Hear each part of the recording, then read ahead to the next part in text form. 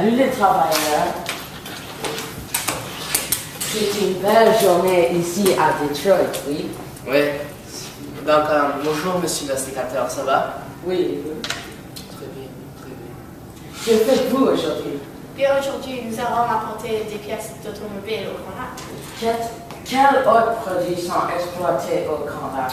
Mais monsieur l'instigateur, les trois produits exportés sur la voie navigable sont le charbon, les minéraux de fer et les céréales. Mais ici à Detroit, c'est les parties de voitures. Oh, je ne savais pas ça. Oui, est-ce que vous pouvez aider Jacob à amener les boîtes au bateau, s'il te plaît? Oh, d'accord. Merci.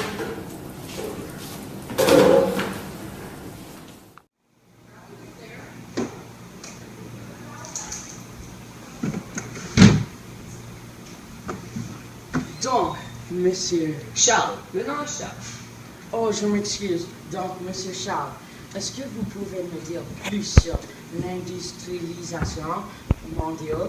Bien sûr, le Japon et le Singapour sont devenus les plus grands pays ateliers. Ils étaient spécialisés de créer un produit avec de très bons coûts, mais ils payent leurs travailleurs avec des salaires très faibles. Cette logique a inspiré d'autres pays comme d'Asie, comme le Hong Kong, le Singapour, le Taïwan et la Corée. Très mexicaine, je sais que le Mexique est devenu aussi un pays atelier. Les usines de la programme de gouvernement sont nommées maquiladoras. Ils payent leurs travailleurs avec un salaire très faible. Ici à Detroit, il y a deux industries majeures qui se sont développées. L'industrie de la sidérurgie qui produit de l'acier et l'industrie des automobiles. Les trois grandes compagnies d'automobiles sont Ford, Chrysler et General Motors. Ils sont nommés les trois grands, ou The Big Three. Mais ici, notre compagnie, c'est Ford. C'est quoi la sidérurgie? Industrie produisant de l'acier. Puis, j'ai oublié de dire que la restructuration, protectionnisme et modernisation ont aidé, dans les deux cas, de freiner le déclin. Arrêtez d'utiliser les mots compliqués. C'est quoi la protectionnisme? C'est la taxe supplémentaire aux importations qui leur empêche d'être compétitifs. Ah.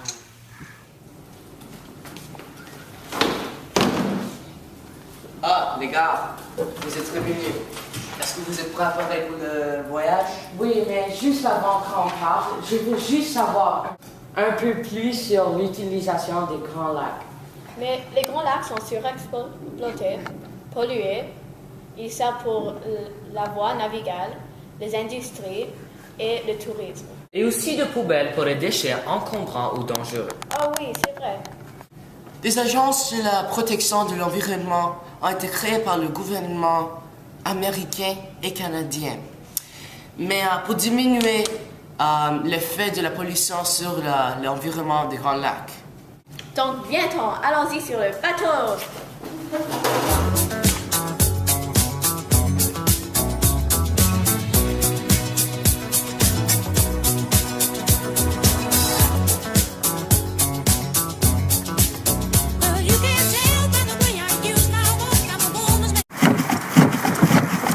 Wow!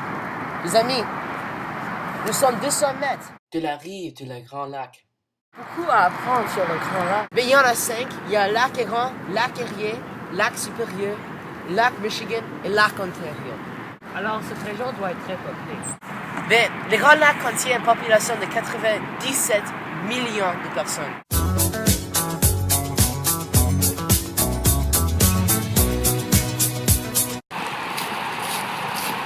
Bonjour, monsieur le capitaine. J'ai une question à vous poser. Posez-les. C'était quand la dernière fois que vous avez lavé votre bateau? Je ne suis pas sûre. Pourquoi voulez-vous savoir? Parce que savais-tu que lorsque tu ne laves pas ton bateau, il peut y avoir de la moule zébrique? Qu'est-ce que c'est la misère? Ta compagnie produit déjà assez de pollution avec vos grandes usines.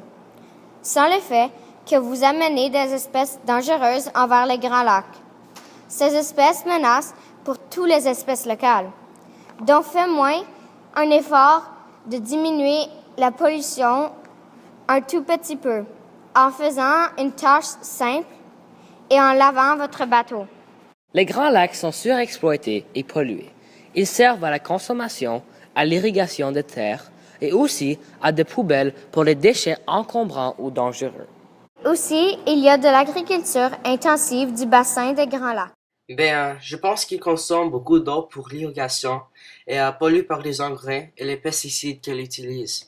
Puis j'ai entendu que l'eau devient plus en plus sale. Il y a du sédiment dans l'eau qui apporte la pollution et les poubelles.